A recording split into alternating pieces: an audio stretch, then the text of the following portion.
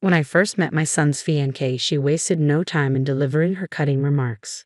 Your father only finished middle school. Can you even find a job with such minimal qualifications? She jeered, her laughter echoing through the room. Her father joined in, adding insult to injury with his own jibes.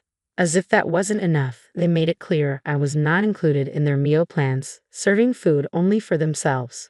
The fiancée's mother, with a smirk plastered on her face, remarked, I only cook for my family. I've never encountered such a ridiculous parent during a family introduction.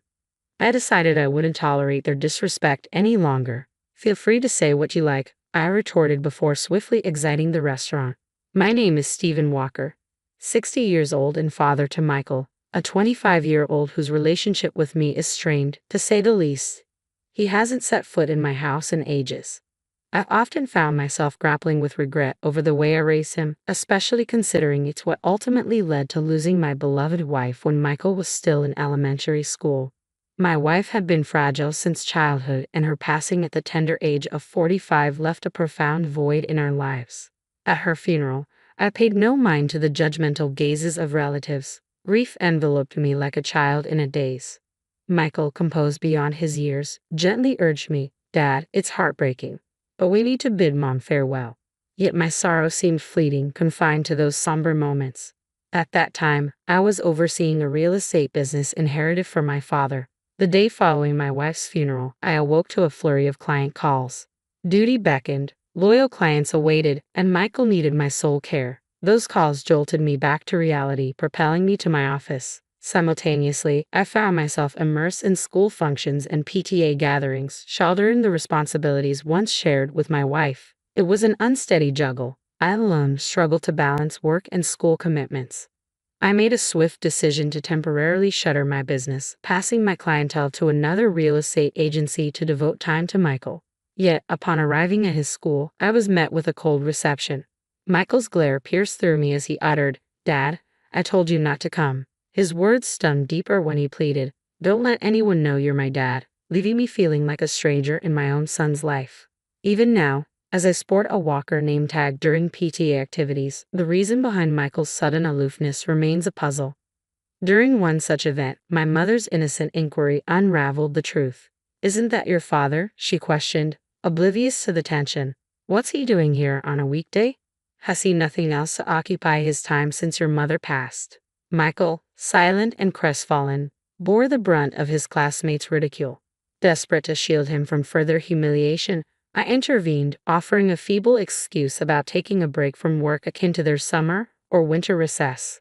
Yet Michael's vulnerability only served as fodder for his peers' mockery, leaving me grappling with a sense of helplessness. Your dad's only job was pretending to take a break. Your family's poor. I'll share my lunch bread with you.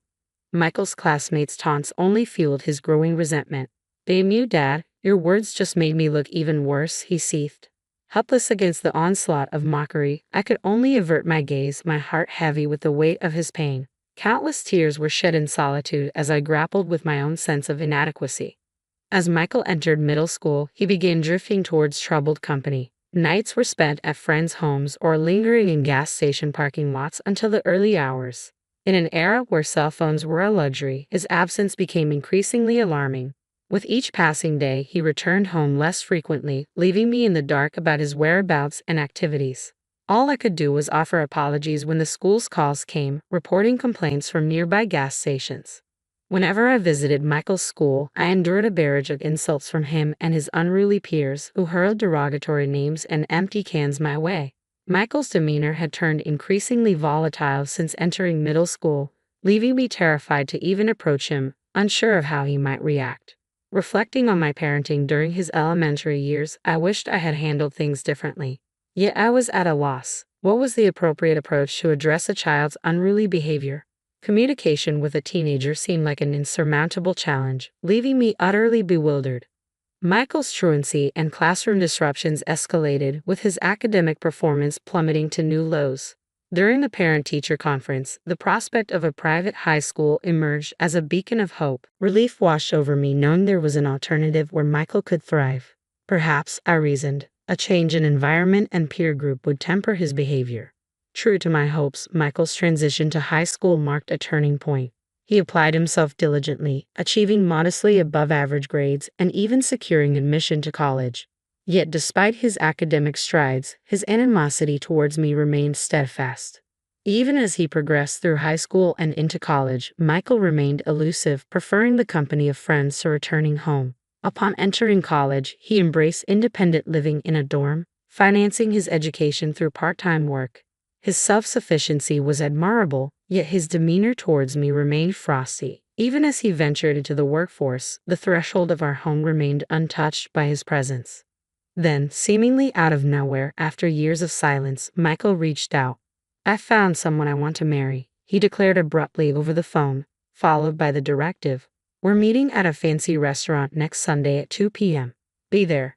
His plans were laid out without the courtesy of inquiring about my availability. Caught off guard, I protested, "This is all too sudden," only to be met with indifference.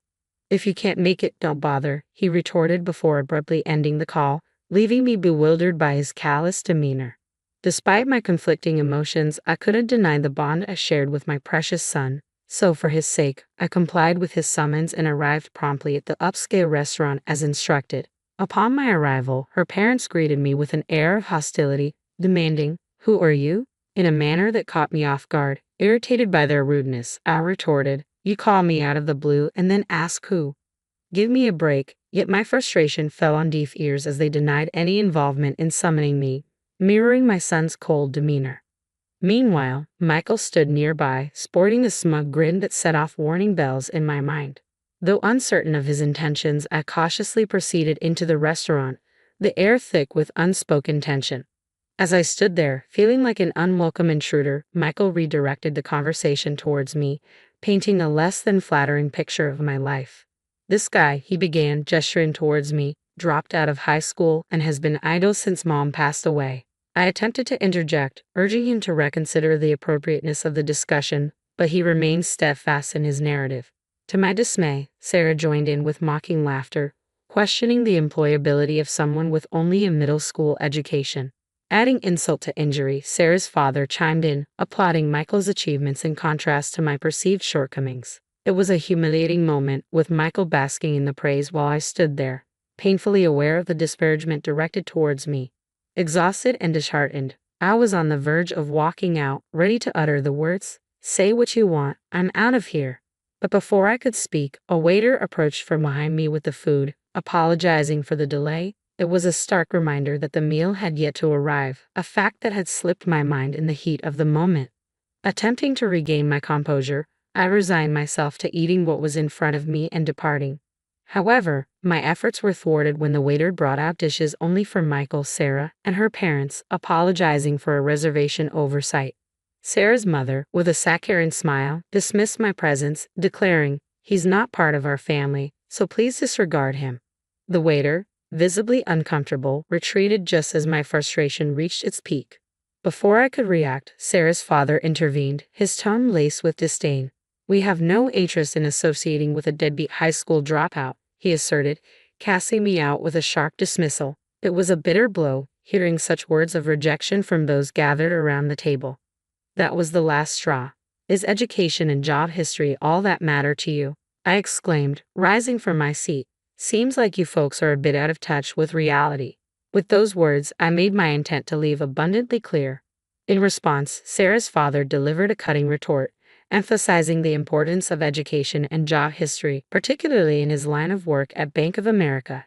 His condescending remarks stung, but I managed a parting comment as I exited the scene. "Impressive working at Bank of America," I murmured under my breath, though it hurt amidst the tension in the air. The following day, I made my way to Bank of America, where Sarah's father held his position. Despite being labeled a deadbeat by my son, his peers, and even my son's prospective in-laws, I must clarify that the title doesn't quite fit. Following my wife's passing, I opted for a temporary closure of the real estate business I managed. However, it's essential to note that this closure was not permanent. In the wake of my wife's demise, I pivoted my business towards online management, prioritizing my son's school commitments and PTA engagements. While operating a physical storefront, my clientele primarily consisted of local residents.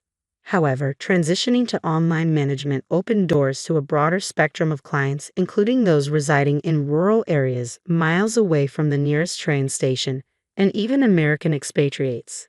The internet served as a gateway to a wider market, allowing me to expand my property portfolio and cater to an extensive clientele. Running a real estate business online not only made my operations more efficient but also transformed distant aspirations into tangible realities. In addition to my real estate ventures, I also dabbled in stocks and investments as a personal hobby. Currently, I have $50 million deposited in Bank of America, where Sarah's father holds his position. Upon my arrival at the bank, I wasted no time in requesting a meeting with the branch manager to address the events of the previous day. I was informed by one of your employees that this bank operates on trusts founded upon educational background and work history. I explained, my disappointment evident. As a result of that statement, I've lost all faith in this institution. Could you please assist me with closing my account? The branch manager, visibly distraught, offered profuse apologies and guided me through the account closure process. On a separate note, there's an issue I nearly overlooked. An individual who has neglected to pay rent for the apartment I own for the past 2 years. I have been turning a blind eye to the issue, assuming leniency because he's my son, but enough was enough. I mailed him a notice demanding 2 years' worth of rent. 3 days later, I found myself face to face with Sarah's father and my son, both furious. "Why did you go behind my back and report me to the branch manager, Dad?" Michael accused, his tone seething with betrayal. Sarah's father chimed in, equally incensed, "And what's with that notice? If you're the manager, you should be covering for me." Exasperated, I replied, "I lost trust in the bank after discovering their practice of judging clients based on education and work history. Are you both panicking because of one person's comment? Do you have something to hide?" I turned to Michael, adding sternly, "Just because we're family doesn't mean you can shirk your responsibilities. Pay your own rent." Sarah's father interjected, "Your actions have caused a stir. I've received numerous complaints from other clients, and my boss reprimanded me because of your antics. It's outrageous." I haven't caused any trouble. I simply shared the situation in passing with my relatives and clients, I clarified with a gentle smile. My son retorted sharply, "Clients? What clients, Dad? You're just a deadbeat, aren't you?" I met his accusation with a calm rebuttal. "Do you think a deadbeat could afford to construct a substantial house in such a prime location and maintain this lifestyle? I've even undertaken recent renovations." My son's expression shifted to one of confusion as he exclaimed, "Ha! What do you mean? Did you go into debt or something? I'm really fed up with you." I took a hiatus from my real estate job for a period and transitioned to managing an online business, which I'm still involved in. How many times do I need to reiterate? I'm not a slacker, I stated firmly, watching as my son's complexion drained of color. "What? I had no idea. I thought you were only working part-time," he stammered in disbelief. Sarah's father erupted in anger. "You're quite the piece of work, hiding your occupation even from your own son." Annoyed by the accusation, I retorted, "Say whatever you want," as I shut the front door behind me, cutting off further discussion. Outside, their voices echoed in heated accusations, punctuated by threats of legal action and bitter resentment. "You've tarnished my reputation. I'll take you to court. I can't believe I've been deceived by my own father all this time. I won't stand for it." Their argument escalated into a cacophony of shouts, but after about 10 minutes of fervent protest, their voices gradually dwindled into silence. It seemed they had exhausted their anger, realizing the futility of their outbursts. I breathed a sigh of relief, assuming they would refrain from returning. However, just as the tranquility settled in, my son's enraged voice shattered the calm. "You deceitful liar! What are you still doing here?" I peered out the window to witness Sarah's father and my son defacing my front door with spray paint. "This can't be happening. What are they plotting?" Just as I prepared to confront them, the wail of police sirens pierced the air, drawing closer by the second. Could it be that a concerned neighbor had alerted the authorities? My suspicions were confirmed when I stepped outside to find them both being apprehended by the police, responding to a complaint from the neighborhood. "There he is, that deceitful liar. I've lost all credibility at work because of him." Their accusations reverberated through the air as the police calmly escorted them into the patrol car, reassuringly stating, all right, we'll handle it from here." Suddenly noticing my presence, one of the officers approached me with an oddly cheerful demeanor. Sir, would you mind accompanying us to provide your statement? Why me? But I suppose I'm the one wronged here. I'll spill the beans on all their deceitful antics, I replied, agreeing to go with them. Upon arrival at the police station, I presented the officers with footage from a security camera installed at my front door capturing the entire commotion. This is excellent evidence, exclaimed one of the officers, his eyes gleaming with satisfaction. With the video in hand, my interrogation was swiftly concluded. Consequently, my son and Sarah's father received a stern warning from the police and were required to sign a restraining order, mandating that they maintain their distance from me. As it turned out, the entire neighborhood bore witness to their outrageous behavior. Word spread like wildfire, reaching even my son's workplace. A coworker who resided nearby couldn't contain the gossip, regaling the office with tales of Michael's arrest for vandalizing his own father's property. I was so taken aback that I captured the entire ordeal on video. The news of Michael's antics quickly spread throughout his workplace and among clients, resulting in his demotion by his employer. Determined to address the matter, I returned to Bank of America, where Sarah's father was employed. Upon presenting the manager with the security camera footage from my phone, his complexion drained of color. Subsequently, I learned that Sarah's father had been terminated from his position, and naturally, Sarah called off her engagement with Michael. Both Michael and Sarah's family relocated to a rural area, seeking refuge from the fallout of their actions. Rumor had it that Sarah's parents even took up part-time employment at a remote gas station operated by my brother. They were no good at it, couldn't grasp the basics of stocking shelves no matter how many times I showed them. Had to give them the boot right away. And word has it, nearby gas stations and farms did the same. According to my brother, it seems Sarah's parents can't hold down a steady job. They're bouncing around from one gig to another at gas stations and farms as a duo. Additionally, Sarah was known for showering her boyfriends, including my son, with lavish gifts like watches, and she ended up in debt because of it. The meager earnings her parents make from their part-time gigs reportedly go straight into clearing their daughter's debts, leaving it a mystery how they managed to make ends meet. It's been 5 years since then, and my son is now 30. It seems like he's made positive changes after experiencing kindness from the people in the small town he moved to. He approached me on a couple of occasions, offering sincere apologies. I realized I had been naive and immature, hastily labeling him as good for nothing without making an effort to understand his job. The weight of regret for my actions is something I can't apologize enough for. Observing the shift in my son's demeanor, I made the decision to allow him to move in with me. Now, he's employed at a company near my residence, and gradually, he's begun assisting me with my work as well. However, it's important to note that he's still inexperienced, and I'm cautious about placing complete trust in him. While I remain hesitant to delegate all my tasks to him, I intend to closely monitor his behavior and attitude towards work before making any further decisions. If he demonstrates a genuine transformation in his life, I might entertain the idea of entrusting him with my business. However, expressing this possibility directly to him could lead to impulsivity. He might eagerly respond with, "Seriously, I'll resign tomorrow," and act without careful consideration. For now, I'm living with my son, holding on to the hope that someday I'll feel secure enough to place my complete trust in him.